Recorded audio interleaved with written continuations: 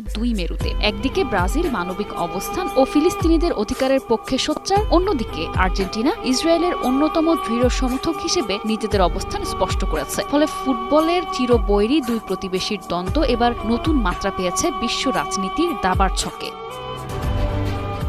ফিলিস্তিনিদের আত্মনিয়ন্ত্রণ অধিকারের পক্ষে থাকার দীর্ঘ ইতিহাস রয়েছে ব্রাজিলের, বিশেষ করে বর্তমান বামপন্থী president Luiz Inacio Lula da সিলভার আমলে এই অবস্থান অত্যন্ত আক্রমণাত্মক ও স্পষ্ট রূপ নিয়েছে। ব্রাজিলের ফিলিস্তিনপন্থী অবস্থানের সবচেয়ে বড় প্রাতিষ্ঠানিক ধাপ ছিল 2010 সাল। তৎকালীন প্রেসিডেন্ট লুলা ডি সিলভার সরকার 1967 সালের সীমান্ত অনুযায়ী ফিলিস্তিনকে একটি স্বাধীন ও সার্বভৌম রাষ্ট্র হিসেবে আনুষ্ঠানিক স্বীকৃতি দেয়। ব্রাজিলের এই সিদ্ধান্তের পর ল্যাটিন আমেরিকার আরও কয়েকটি দেশ ফিলিস্তিনকে স্বীকৃতি দেয়, যাদের মধ্যে আর্জেন্টিনাও ছিল। এটি আন্তর্জাতিক অঙ্গনে ফিলিস্তিনের পক্ষে একটি বড় কূটনৈতিক বিজয় ছিল।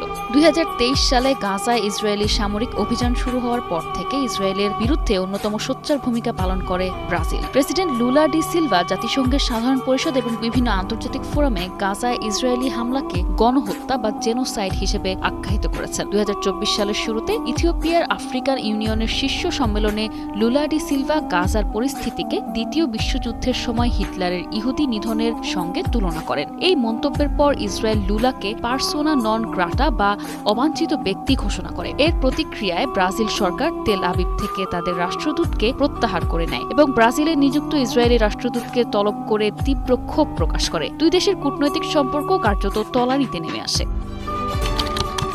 তবে আর্জেন্টিনার পররাষ্ট্র নীতিতে ইসরায়েলপন্থী অবস্থান সবসময় এতটা দৃঢ় ছিল না। অতি ডানপন্থী প্রেসিডেন্ট হাভিয়ের মিলেই ক্ষমতায় আসার পর দেশটির কূটনৈতিক অবস্থানে বড় পরিবর্তন আসে। দায়িত্ব নেওয়ার পর প্রথম বিদেশ সফরের জন্য তিনি ইসরায়েলকেই বেছে নেন এবং নিজেকে দেশটির কট্টর মিত্র হিসেবে তুলে ধরেন। একই সঙ্গে আর্জেন্টিনার দূতাবাস তেল আবিব থেকে জেরুজালেমে স্থানান্তরের ঘোষণা দিয়ে তিনি আন্তর্জাতিক অঙ্গনেও ব্যাপক আলোচনার জন্ম দেন। 2024 সালের জুলাইয়ে দেশটি হামাসকে আনুষ্ঠানিক আন্তর্জাতিক সন্ত্রাসী সংগঠন ঘোষণা করে এবং এর আর্থিক সম্পদ জব্দের নির্দেশ দেয়। পাশাপাশি জাতিসংঘে গাজায় যুদ্ধবিরতি, ফিলিস্তিনের রাষ্ট্রীয় স্বীকৃতি কিংবা ইসরায়েলের বিরুদ্ধে বিভিন্ন প্রস্তাবের ক্ষেত্রেও বুয়েন্স আয়ার্স ধারাবাহিকভাবে ইসরায়েলপন্থী অবস্থান নেয়।